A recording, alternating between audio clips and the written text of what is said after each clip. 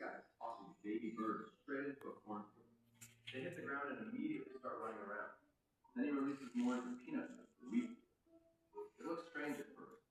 So many birds in the crops, don't they ruin everything? These aren't regular chickens. They're partridges. They naturally eat grasshoppers, termites, and small insects. So putting them in the field doesn't harm the crops.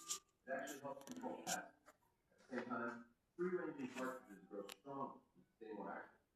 It's a win-win setup. But there's one limit. Partridges are birds that can fly. So once they get older and close to flying, they're moved into enclosed spaces like rooms or cages. Then they're raised until fully grown and sold. Another interesting fact, partridges are good eggs. In one cycle, they can lay about 6 to 12 eggs. And in some local markets, their eggs can sell for a high price.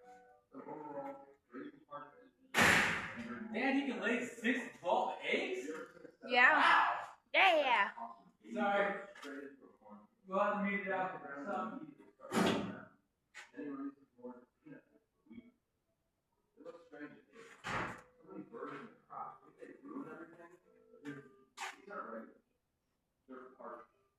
They naturally eat grasshoppers, termites, and small insects. So putting them in the field doesn't harm the crops. It actually helps control pests. At the same time, free-range partridges grow stronger, stay more active. It's a win-win setup. But there's one limit. Partridges are birds that fly.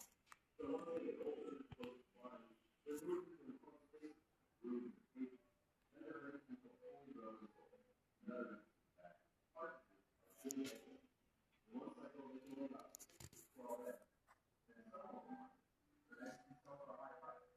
So overall, raising partridges is multiple